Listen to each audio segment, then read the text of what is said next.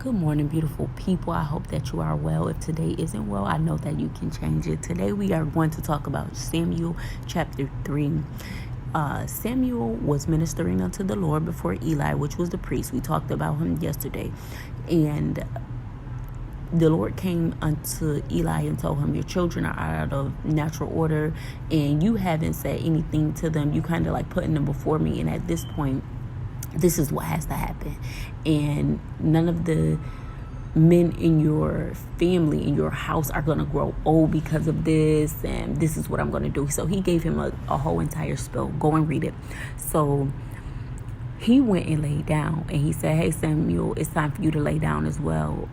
Eli was getting old. He was losing his vision. And so Samuel hadn't heard the voice of the Lord yet. And he didn't know that the Lord had called him 3 different times. And so he was going to Eli like, hey, you just called me. Eli like, I'm not calling you. And sometimes we do that. We don't know what the voice of the Lord is. So we going to other people like, hey, did you call me? And he's like, no, let me get you back to where you need to go. So Eli guided Samuel and said, well, listen, if the Lord call you again, say, speak, Lord, for thy servant heareth.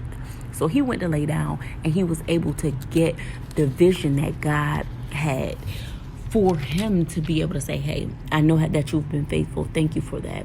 Let me tell you what's going to happen with Eli. And so he told him, and Samuel didn't want to tell Eli what he had, saw in that vision and what he knew based off the Lord visiting him. But he had to tell him because Eli insisted. So he told him. And then Eli said, well, you know what? It's okay.